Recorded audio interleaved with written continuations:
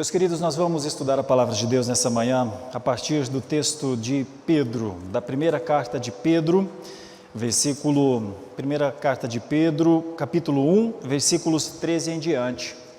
Primeira de Pedro 1, 13 até o 25. Lerei o texto. Quero falar nessa manhã sobre três coisas ao Senhor, três coisas nossas a Deus, como parte da vida cristã, como evidência da fé cristã, que é o tema da nossa meditação, evidências da fé cristã. Três ações, vou falar sobre santidade, falar sobre temor e falar sobre amor. Tive o privilégio nesta segunda-feira passada de pregar na Igreja Presbiteriana da Penha, na comemoração dos 504 anos da Reforma Protestante. Eu trabalhei esse texto lá, preparando-me já para esse momento aqui conosco também. Então leiamos o texto, está escrito assim: Por isso, cingindo o vosso entendimento, sede sóbrios e esperai inteiramente na graça que vos está sendo trazida na revelação de Jesus Cristo. Como filhos da obediência, não vos amoldeis às paixões que tinhas anteriormente na vossa ignorância. Pelo contrário, segundo é santo aquele que vos chamou, tornai-vos santos também vós mesmos em todo o vosso procedimento, porque escrito está: sede santos, porque eu sou santo. Ora, se invocais como Pai aquele que sem acepção de pessoas julga segundo as obras de cada um, portai-vos com temor durante o tempo da vossa peregrinação, sabendo que não foi mediante coisas corruptíveis, como prata ou ouro, que fostes resgatados do vosso fútil procedimento que vossos pais vos legaram, mas pelo precioso sangue, como de cordeiro sem defeito e sem mácula, o sangue de Cristo, conhecido com efeito antes da fundação do mundo, porém manifestado no fim dos tempos, por amor de vós, que por meio dele tendes fé em Deus, o qual o ressuscitou dentre os mortos e lhe deu glória, de sorte que a vossa fé e esperança estejam em Deus. Tendo purificado a vossa alma pela vossa obediência à verdade, tendo em vista o amor fraternal não fingido, amai-vos de coração uns aos outros ardentemente, pois fostes regenerados, não de semente corruptível, mas de incorruptível, mediante a palavra de Deus, a qual vive e é permanente. Pois toda a carne é como a erva, e toda a sua glória como a flor da erva, seca-se a erva e cai a sua flor, e a palavra do Senhor, porém, permanece eternamente. Ora, esta é a palavra que vos foi evangelizada. Queridos irmãos e irmãs, se eu pretendo falar sobre santidade, santificação pessoal, a pergunta que nós deveríamos fazer a nós mesmos seria: será que é necessário mesmo essa santidade? Será que o Senhor está interessado mesmo nessa santificação pessoal? Se nós formos falar de temor, temos de entender o que é esse temor, não é verdade? O que seria o temor? Seria um tipo de fobia, da maneira como nós compreendemos fobia nos nossos tempos, em relação a Deus, por exemplo? Se nós falarmos sobre amor, mas o que é o amor bíblico? O que é o amor bíblico, o amor cristão? Será que nós entendemos o que são essas três palavras, biblicamente falando? Porque talvez santidade, temor e amor possam ter sofrido como uma rocha que vai se desgastando com o tempo, elas podem perder também o significado. As culturas, os tempos, as formas de viver podem, de certa forma, alterar esse significado, não podem? Será que nos dias atuais a santificação pessoal é alguma coisa verdadeiramente, no nosso entendimento, é alguma coisa verdadeiramente bíblica? Será que o jeito, a forma de temer a Deus, ela é realmente aquela apresentada nas Escrituras quanto ao temor? Será que a igreja ama? Será que a gente se ama, meus irmãos? Será que a gente se ama? Será que nós vivemos esse amor entre nós como uma evidência ao mundo? Que a gente é um em Cristo? De vez em quando nós temos de nos fazer essas perguntas. É importante. Evidência de fé cristã é mais ou menos Pensando aqui, vejo alguns homens matemáticos aqui conosco, engenheiros, homens das exatas. Evidência é alguma coisa que está no fim, evidência é o que aparece. Pensemos numa construção, pensemos na nossa igreja aqui. Quando essa igreja foi levantada, talvez quem levantou essa igreja tinha uma ideia, por conta de um projeto, que ela poderia ficar mais ou menos assim. Mas até mesmo os engenheiros, quando eles quiseram levantar essa obra, eles tiveram de cuidar dos fundamentos. Tem que ter fundamentos aqui de baixo, tem que ter muito ferro, tem que ter muita base aqui, tem que ter muita massa aqui, porque essa é a garantia que temos para podermos estar aqui. Agora, depois desse fundamento básico, essa coisa forte mesmo, tem que ter uma estrutura que levanta. Nós não vemos os ferros amarrados aqui nas estruturas, nos pilares escondidos, nós não vemos, mas eles estão aí. E é então, depois disso, que alguém começou a passar o cimento, passar a massa fina, e então com aquela lixa foi tirando todas as imperfeições, depois veio a tinta, e então as cores dos vitrais, e então lá no final, quando tudo estava pronto, com cheirinho de tinta, as pessoas entraram e passaram a usufruir disso, que tem um fundamento, que tem uma estrutura e que tem uma evidência, é uma igreja. As pessoas passam na rua e olham. Nessa semana eu estava entrando aqui pelo portão, o trânsito para aqui na frente e eu vi as pessoas dentro do carro, dos carros, olhando para cá. É uma igreja aqui, ninguém tem dúvida que é uma igreja. As pessoas podem não saber se ela é uma igreja protestante, se ela é uma igreja católica, se ela é uma igreja de outras linhas, se ela é reformada, se ela é não reformada. Isso as pessoas não sabem, mas elas sabem que é uma igreja. Pois bem, então existe um fundamento, existe uma estrutura e existe uma evidência. Se elas entrarem, essas pessoas que pararam, se alguém, como alguns dias atrás um casal, eu acho que eles não estão conosco hoje pela manhã, eles chegaram à nossa igreja porque estavam aqui no Shopping da Lapa e viram a cunheira da nossa igreja. Então depois eles chegaram e estão conosco, caminhando aqui conosco na Escola Bíblica Dominical, é o Elisângelo e a Ângela. Olha, eles viram lá do shopping que era uma igreja, ou passando na rua que era uma igreja. Isso é uma evidência, isso é claro, isso é uma forma de dizer ao mundo, é isso que nós somos. Pois bem, acompanhe o raciocínio. Se fisicamente a igreja é isso, se fisicamente isso aqui é uma igreja, mas quem está dentro da igreja? Quem são os que vêm para essa igreja? Como eles são? Há uma lógica nesse cristianismo? Há uma lógica. Eles têm um fundamento. Qual é? Existe uma estrutura que segura, que protege esse cristão que vem à igreja, que é membro dessa igreja? Existe alguma coisa sólida nele? O que ele aparenta? Como são suas palavras? Seus pensamentos são expressos em palavras, mas do que essa boca está falando? Do que nós, cristãos, aqui da Igreja Presbiteriana da Lapa, estamos falando? O que nós estamos evidenciando?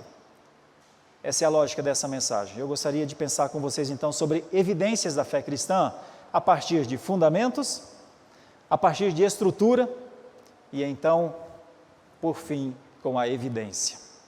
Por que eu escolhi esse texto? Bom, eu estou numa sequência sempre, nós pregamos expositivamente, e eu estou na sequência então da carta de Pedro, da primeira carta de Pedro. Eu escolhi esse texto pensando na vida de Pedro. Quem era o nosso irmão Pedro? Nosso irmão Pedro era um pescador, sabia como pescar, sabia tanto como pescar que em determinado momento, quando o Senhor Jesus foi ao barco e falou, lança a rede desse lado agora, ele disse, chefe, a gente pesca sempre aqui, eu já lancei a rede em todos os lugares nessa noite, eu acho que não vai pescar, não vamos pescar, mas sob a tua palavra eu vou lançar a rede. Lança a rede, você conhece a parábola, então nós temos ali uma passagem belíssima, e então aquela rede sobe, cheia de peixes. Bom, mas quem é Pedro? Essa é uma boa evidência de que tinha poder ali naquele homem, e ele diz, Senhor, quanto poder, eu nem sou digno, Senhor, de estar aqui, de estar contigo, quanto poder. Pedro conheceu e viu outras pessoas também falando sobre o poder de Jesus. Pedro acompanhou quando outras pessoas viram grandes milagres da parte de Jesus e ele ficou maravilhado ali. Pedro expressava o seu maravilhamento ao Senhor. Quantas vezes ele disse, aliás, foi ele que disse, tu és o Cristo, o Filho de Deus. Sim, tu és. Pedro é aquele homem que foi chamado, viveu intensamente a caminhada com o Senhor Jesus Cristo, viveu com os seus irmãos. Várias vezes o Senhor Jesus falou com Pedro, porque o via como um tanto quanto instável de vez em quando. Era como se Jesus dissesse para ele, Pedro, confia, Pedro, creia somente. Quantas vezes Pedro foi elogiado por suas atitudes, mas também foi repreendido. Uma das repreensões de Pedro, uma das mais famosas, é a repreensão quando ele diz, se é o Senhor que está aqui mesmo, diga então que eu caminhe até onde o Senhor está, e eu caminharei. Veja que atitude bonita, veja que declaração de reconhecimento do poder, se é o Senhor, então manda que eu vá, e eu irei, e eu chegarei até onde o Senhor está. E o Senhor Jesus disse, claro, venha então. E ele foi, ele caminhou sobre aquele mar de pedra. Mas é o mesmo Pedro, que no meio da caminhada, ouve o barulho forte do vento, quer olhar de onde vem esse barulho, que está movendo esse mar. O mar continua com as suas grandes ondas, elas são tão grandes, elas assustam. Ele olha e diz, elas estão ali, e então ele afunda. E Jesus diz, onde está a tua fé? Onde está a tua fé? Aliás, Pedro diz, socorre-me, socorre-me. Ele tem fé para dizer, me ajuda de novo. O Senhor já me ajudou me trazendo até aqui. Me ajuda de novo. O Senhor Jesus o toma pela mão. Esse é o nosso irmão Pedro. Nosso irmão Pedro é muito amado pelo Senhor Jesus Cristo, apesar de ele ser quem ele é. Então a pessoa de Pedro, ela tem um fundamento nessa passagem, porque é o homem que depois de todo esse amor, de toda essa instrução, de todo esse cuidado, de toda essa paciência, é aquele que vai negar Jesus. E nega, inclusive, sendo avisado antes, não é que ele nega de susto. Foi dito a ele, você vai negar. Quando ele diz não vou, não vou, não vou, todos os outros discípulos também dizem, nem nós, nem nós, nem nós. Um coro assim, um coro bonito.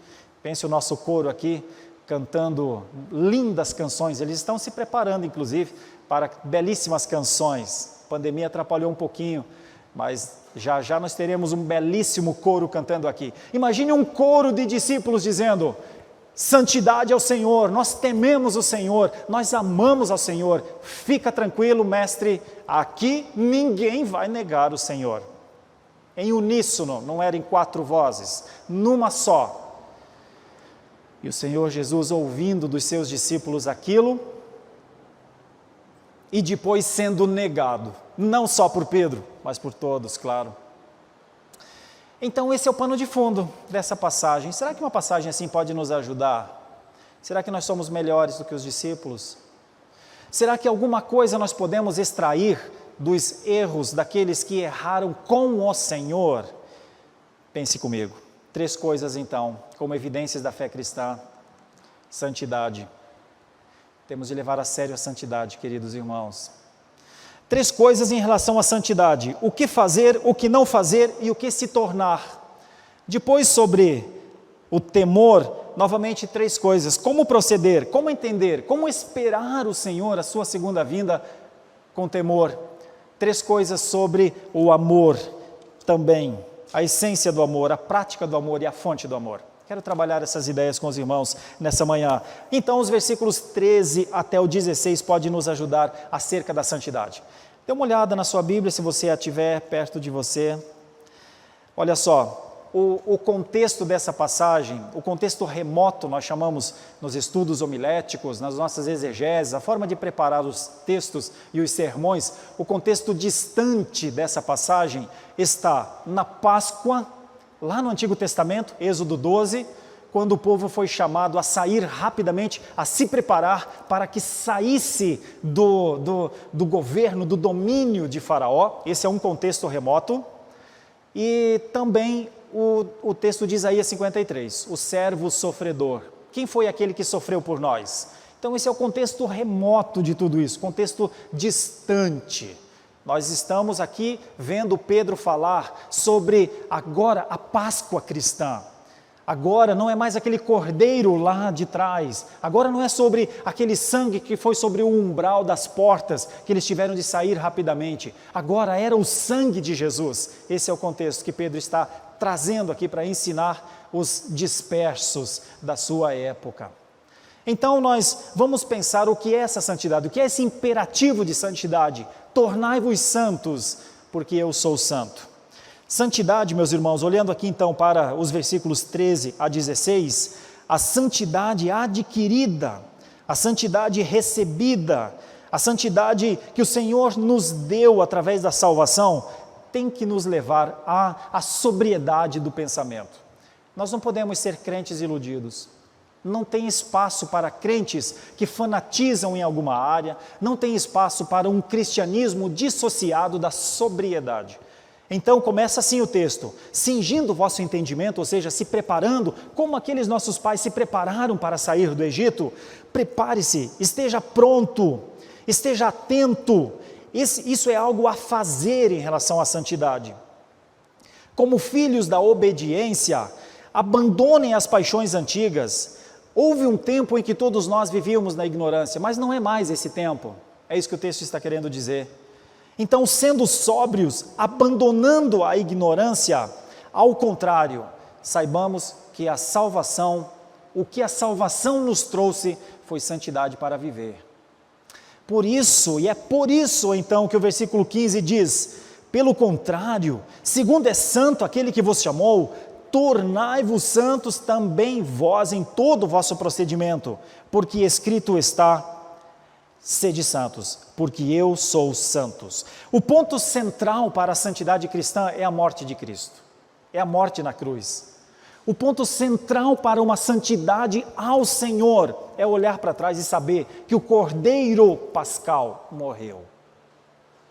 Meus irmãos, enquanto Pedro estava sendo conduzido na sua caminhada, estava sendo ensinado a viver, estava sendo ensinado a viver como santo, o que definiu, o que fez com que Pedro pregasse a 3.000 pessoas, corresse o risco de morte, o risco que ele não queria correr antes e que não correu porque fugiu, passa pela morte do Cordeiro. Ele viu, depois da negação, ele viu o que fizeram com Jesus, ele viu como cuspiram no seu rosto, ele viu como ridicularizaram-no subindo o Calvário, ele viu o peso da cruz, ele viu o José de Arimateia se oferecendo, se colocando à disposição, dizendo: posso fazer alguma coisa? Ele viu as pessoas chorando, mas chorando distante. Ele viu e soube do que aconteceu lá na cruz. A morte na cruz, o escárnio, a vergonha, o choro, a impotência das pessoas. Os 2 ladrões que no primeiro momento zombam de Jesus, depois um muda e diz: para, nós não podemos fazer isso com ele. Ele é o único, ele não pecou, nós sim, ele não. Tudo isso faz parte da história de Pedro. A cruz passa a ser um valor para Pedro, irmãos. Meus irmãos, se nós olharmos para um texto como esse, se tem alguém que tem autoridade para dizer: sejam santos, é Pedro. É como se ele dissesse: sejam o que eu não consegui ser, aprendam com o que eu não consegui fazer, aprendam quem ele é. Já houve tempo em que eu disse para ele: eu te seguirei até o fim, mas depois eu não o segui. Se tem alguém que tem autoridade para falar sobre santidade, é este homem. Por isso essa é uma passagem importante. O que fazer em relação à santidade, com ênfase lá em Êxodo, na saída, Êxodo 12. O que fazer? Estar pronto, estarmos atentos à palavra de Deus, aguardarmos na palavra de Deus para tomarmos as decisões que temos de tomar. O que fazer em relação à santidade? Eu estava lá no IBEL, estudando em 2009, me preparando para um projeto de revitalização em Porto Alegre, no Rio Grande do Sul, e então nós estávamos conversando entre nós, pastores, missionários, na sala de aula, falando sobre santidade. O que é santo? O que é ser santo? O que é santo? Como é ser santo? E então o reverendo Roberto Brasileiro, nosso presidente, nos daria aula naquela manhã, e quando ele entrou, nós perguntamos, alguém da classe perguntou, chefe, o que é ser santo? O que é santidade? A resposta mais simples sobre santidade que eu ouvi durante a minha vida, ele disse, fazer o que é certo é santidade. Fazer o que é certo. Quando se sabe o que é certo e se faz, isso é ser santo. Bem diferente da ideia de santidade que se tem hoje, nos dias atuais, né? A santidade bíblica é, sabendo o que é certo, fazer o que é certo. Reverendo Christian Briale pregou aqui domingo passado e ele fez exposições belíssimas sobre pensamentos de autores e teólogos e sociólogos e muita gente. E ele disse, mas eu vou resumir. O que é ser reformado? Ser reformado é olhar para o que a Bíblia diz e fazer. Ser um reformado é olhar, é isso que a Bíblia diz? Ok, é isso que eu vou fazer. Simples assim. Ser santo é fazer o que Deus diz para fazer. E Deus diz, seja então. Por isso que essa é uma passagem importante. O que não fazer no caminho da santidade? Nós vemos isso também aqui na passagem. O versículo 14 parece mostrar o que é não ser santo, o que não fazer. Negar as chamadas paixões que nos amoldavam, aquelas que na nossa ignorância a gente amava. O que nós amávamos e agora sabemos que não podemos mais amar. O que não fazer no caminho da santidade? Olhar para o coração e falar, coração, não é você que manda em mim, minha cabeça manda no meu coração. Não é meu coração que me conduz, minha cabeça fala ao coração. A mente cativa ao Senhor domina o coração. O domínio próprio é pelo caminho do entendimento, não é pelo caminho dos sentimentos. Embora os sentimentos sejam muito bons. Todos nós amamos os sentimentos, mas não podemos ser escravos deles. Precisamos ser escravos da obediência ao Senhor. Nós somos cativos ao Senhor. E é por isso que aqueles que conseguem fazer essa leitura vivem com mais segurança, são mais santos, meus irmãos. Bom, isso nos ajuda a pensar no porvir, como esperar com santidade. Parece que o versículo aqui nos ajuda, o versículo 15 e 16. Nós, com atitudes compatíveis à fé, aguardamos a vinda do nosso Senhor. O santo procedimento, viver em santo procedimento, é um tornar-se, é como o texto diz, tornai-vos santos nos vossos procedimentos. Santidade não é uma coisa para pensar, santidade não se sente, santidade se executa.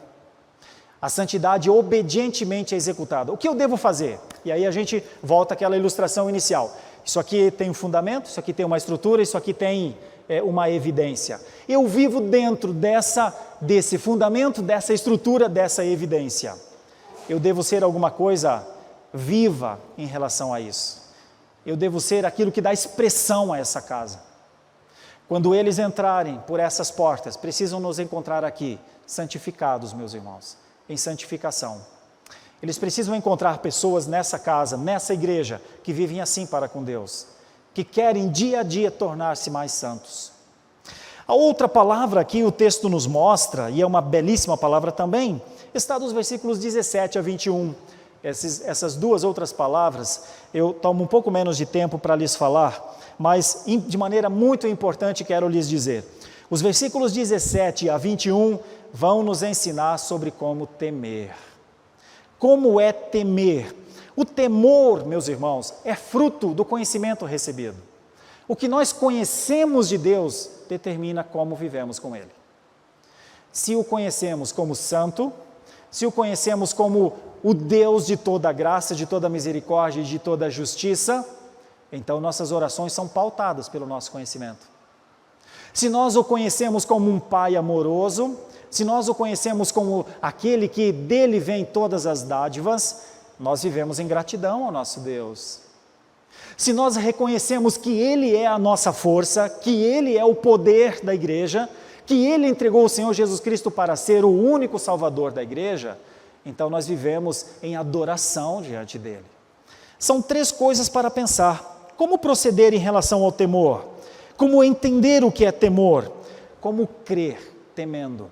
Nós não somos ensinados a ter a fobia dos nossos dias em relação a Deus, aquela que assusta, aquela como as pessoas que não conseguem entrar num elevador porque elas perdem o ar. Nós não somos chamados a ter um tipo de medo de Deus, como se Ele estivesse nos perseguindo e esperando que nós errássemos para que quando errássemos, Ele nos tomasse ali, nos corrigisse e nos humilhasse. Esse não é o nosso Deus. Essa não é a palavra que nos foi evangelizada. O temor que aquele povo lá de trás deveria ter de Deus, o povo que saiu do Egito, não era um medo assustador, mas era um tipo de temor, mais ou menos nessa linha que eu vou lhes dizer. Isso vai nos ajudar na nossa vida, saber que nós prestamos conta dos nossos atos. O Senhor quer as contas dos nossos atos. Se nós fomos chamados para sermos dele, o Senhor quer que nós digamos ao mundo, somos dele, Ele é o nosso Deus. E então quando negamos a Ele, não tem jeito de não prestar conta. O que a gente faz com as nossas desobediências ao Senhor? A gente esconde, a gente não trata mais delas, a gente não fala mais. Como nós prestamos conta, como nós tememos ao Senhor em relação aos nossos pecados? Pedindo perdão, confessando os nossos pecados. Então, olhando aqui para o texto, o cristão, ele pode esperar perdão de pecados de Deus, por exemplo. O mundo não perdoa pecados. As pessoas que estão do nosso lado sempre nos cobrarão alguma coisa. Nós vivemos o tempo inteiro sendo demandados, mas de Deus, o que é esperado? O que Deus espera do seu povo é que eles o temam só. É que eles saibam quem Ele é. O que Deus espera de nós, o seu povo, é que nós saibamos que Ele é o nosso Senhor. O que Ele espera de nós é que nós olhemos para a sua palavra e entendamos, essa palavra é norma, é regra de fé para a minha vida. Essa palavra tem poder, essa palavra foi Deus quem a escreveu, usou os homens para que ela chegasse até nós. O que Deus espera é que nós olhemos para a Escritura, por exemplo, e não a consideremos um livro qualquer, mas saibamos que dela procede as palavras de vida eterna, que as palavras de Jesus estão aqui. Então, o que se espera de nós cristãos é temor. Temor é uma estrutura fundamental na vida do cristão, porque é melhor temer a Deus do que temer ao mundo. Esse texto vem de Pedro, porque em algum momento Pedro temeu a sua vida, por sua vida. E por causa disso, ele começa a dizer, olha, quando vocês falarem com Deus na peregrinação, notem o pano de fundo, ele está usando um contexto remoto, como os que saíram do Egito, na caminhada de vocês, saibam que vocês foram resgatados pelo precioso sangue de Jesus. Temam a Deus. O sangue de Jesus, lá naquela saída, era o cordeiro no umbral das portas, que tipificava o sangue de Jesus. Agora Pedro diz, ele derramou o sangue dele. O sangue dele é sangue incorruptível, como de cordeiro, sem mácula, sem defeito. Ele é o sangue de Cristo. Foi manifestado por amor de vocês. Por isso vocês têm fé em Deus. Então vivam essa fé. Olha, se vocês têm fé em Deus, então vivam essa fé. É isso que Pedro está falando. Meus irmãos, não tem como ter fé sem temor. Não existe uma fé irreverente. Não existe uma fé dissociada do reconhecimento que nós estamos diante do soberano. Não existe a minha forma de fé. Não existe uma fé que eu construo. Eu não tenho como entregar ao Senhor a fé que eu quero dar. Eu creio de acordo com a fé que eu recebi. E a fé que eu recebi precisa ser entregue com reverência, com temor. Um temor sabendo de todas as minhas palavras eu presto conta. De todos os meus pensamentos estão visíveis aos olhos de Deus. todas as minhas práticas são vistas por Deus, se eu amo a Deus, como é que eu vou amar a Deus sem me importar com as coisas que eu faço? Tudo que eu faço, faço diante de Deus. Tudo que eu faço, faço para a glória de Deus. Tudo que está diante de mim para administrar, eu administro diante do Senhor e para o Senhor. Tudo que eu faço com o meu dinheiro, toda a educação com os meus filhos, todo o meu relacionamento familiar, eu faço para Deus. Por que é que um homem deve ser um bom marido? Por temor ao Senhor. Por que é que uma mulher deve ser uma boa esposa? Por temor ao Senhor. Por que é que os filhos devem estudar nos seus colégios? Por temor ao Senhor. Por que é que eles devem obedecer aos seus pais? Por temor ao Senhor. O Senhor é a base de todas as nossas ações. O santo temor nos faz diferente do mundo. O santo temor do Senhor nos separa do mundo. Esse temor precisa ser estudado. Porque esse temor, ele só vem da santidade. É o que o texto vai caminhando. O texto caminha assim, santidade, temor, e aí vem a terceira parte tão bonita, que é o amor. Veja só, os versículos 22 até o versículo 25, eles são uma espécie de conclusão, uma continuação que chega a uma ideia final aqui. E a ideia é muito simples, a ideia é, santidade e temor conduzem o cristão a um amor verdadeiro. Santidade e temor conduzem o cristão. Santidade e temor levam o cristão a um amor verdadeiro. Mas o que é esse amor verdadeiro, meu Deus? O amor bíblico, o amor cristão, é o sinal que caracteriza os discípulos de Jesus. O amor cristão, ele nos separa do mundo, mas nos fortalece entre nós. O amor bíblico, meus irmãos, é o outdoor que está mostrado ao mundo que nós somos quem somos. O amor a Deus, o amor ao próximo, o cuidado, a administração adequada, sóbria para com todas as áreas da nossa vida. O atender o necessitado na sua necessidade, o se importar, o chorar com quem está chorando, o se alegrar com quem está alegre, a convivência fraterna, amorosa, prazerosa. É uma pregação eloquente ao mundo. O mundo tem muita dificuldade em amar, porque o mundo trocou a palavra amor por paixão. As pessoas se apaixonam por coisas. As pessoas são apaixonadas por ídolos, são apaixonadas por eles mesmos, são apaixonadas por pessoas. A paixão é a cara do amor moderno. Quando se fala de amor moderno, é amor enquanto dura. É amor temporal. As culturas não conseguem avançar o amor temporal. O amor na cultura dos nossos tempos é eu querer as coisas para mim. A base do amor moderno é o meu coração. Mas o amor bíblico não tem essa base. A base do amor bíblico é outra. A base do amor bíblico é olhai para o outro, veja o outro. A essência do amor é a verdade. O que existe entre nós? Quem somos nós? Nós somos salvos pela graça, nós somos eleitos desde antes da eternidade.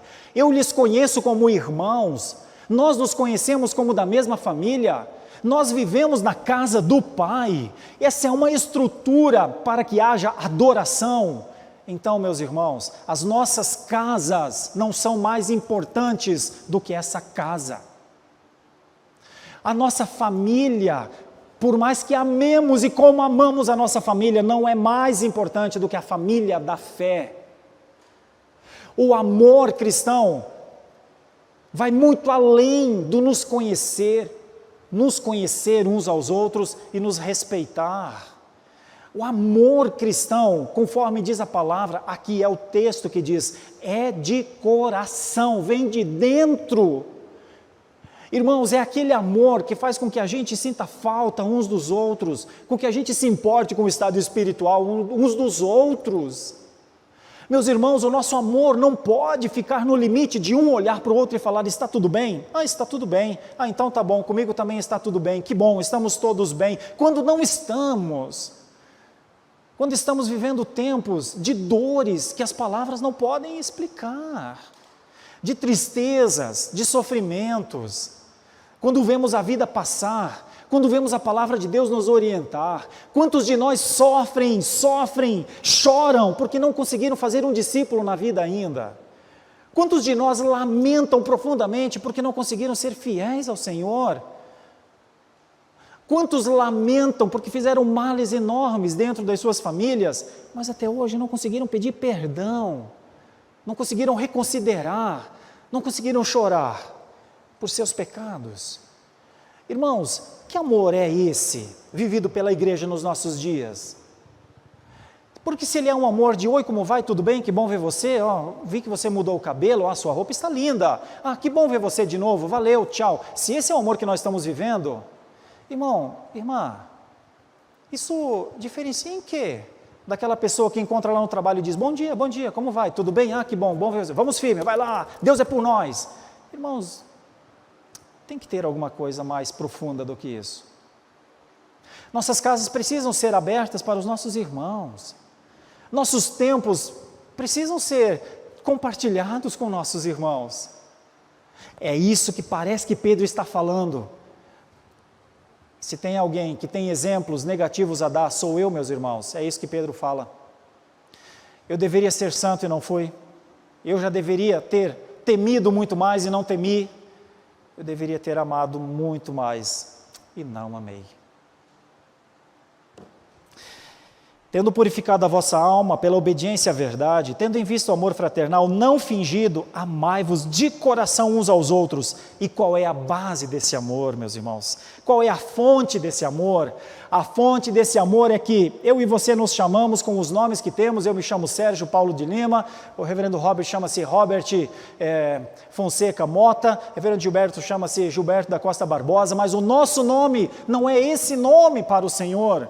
Esse é o nome que um pai, uma mãe deu. O seu nome pode ser lindo e maravilhoso, mas o seu nome está escrito no livro da vida, quando você não tinha língua portuguesa, quando não havia língua hebraica, quando não havia língua grega. O seu nome está escrito lá no livro da vida de Deus, como filho dele. O nosso nome, meus irmãos, o nome dos regenerados, o nome dos escritos naquele livro. Lembrem de Apocalipse capítulo 4 e Apocalipse capítulo 5. Ninguém era digno de abrir o livro e eu chorava, diz João, até o momento em que o leão da tribo de Judá disse, eu abro. E o seu nome, o nome de todos os eleitos, daqueles que foram recebidos, foram acrescentados, daqueles que receberam o dom da vida. Eu vim para que tenham vida, eu vim para que vocês vivam, eu vim para que vocês tenham uma nova vida. Queridos irmãos e irmãs, quando nós nascemos, nós não voltamos ao útero da nossa mãe, como um dia Nicodemos duvidou de Jesus. Nós nascemos da água, do Espírito. Nós nascemos porque o Cordeiro deu vida e hoje ainda como meio de graça é pão e sangue para que nós nos lembremos da nossa vida, dos regenerados. Nós não podemos viver uma vida cristã com o amor de, olha, que bom que você está bem, mas se a pessoa falar, eu não estou bem, nós pensamos, quem vai poder te ajudar então? Como nós vamos amar achando soluções que não passam por nós? Como nós vamos amar querendo que outros se importem com outros? Como nós vamos amar se o que a gente só quer ou mais quer é ser amado? Eu quero ser amado, isso é paixão, meus irmãos. Certamente não. Certamente Pedro sofreu quando viu a igreja daquele tempo. Se fazia necessário santidade, a santidade ao Senhor. Se fazia necessário um temor ao Senhor, mas se fazia necessário uma evidência pública àquela geração. Esse é o povo de Deus, é assim que eles se amam, é assim que eles vivem, é assim que eles se defendem, é assim que eles se posicionam numa atitude de defesa a todas as coisas que vêm contra eles, mas eles se ajudam. Se um cair, o outro vai ajudar. Que o Senhor com a sua graça nos ajude, porque a conclusão dessa passagem é, aos que compreenderem a verdade do Evangelho, reconhecerem o seu pecado, compreenderem que o resgate foi propiciado pelo sangue de Cristo na cruz, estes são santos, estes temem e estes amam. Vamos orar. Nós vamos cantar uma canção logo depois, mas eu gostaria de orar antes. Senhor nosso Deus, Pedro, com a sua vida, demonstrou a humanidade dele. Também é a nossa, Senhor. Ajuda-nos, Senhor, no caminho da santidade. Dá-nos, Senhor, o temor reverente a Ti. Aumenta em nós isso. Dá-nos, Senhor, a disposição para amar. Senhor, nós não podemos esperar mais dos outros, além daquilo que nós podemos dar. Antes de esperar amor, ajuda-nos a amar. Amar como cristãos, amar-nos ardentemente, com o coração, como diz a Tua palavra, porque a vida passa tão depressa. Nós vimos nessa semana uma tragédia que ceifou a vida de uma pessoa do nosso país, com 26 anos, como a vida passa depressa. E nós não temos o direito de deixar a vida passar, como a erva, como a flor que cai, porque temos a Tua palavra que nos ensina. Ajuda-nos, Senhor, a viver o tempo que nos resta, de maneira obediente ao Senhor, em santidade, em temor e no amor cristão. Obrigado por Sua palavra, em nome de Jesus. Amém. Muito obrigado por nos acompanhar até o final deste vídeo. Para receber mais reflexões e ficar por dentro dos próximos conteúdos, te convidamos a seguir as nossas redes sociais que estão na descrição. Alguns vídeos aparecerão na tela caso queira continuar nos assistindo. Abraço e até a próxima.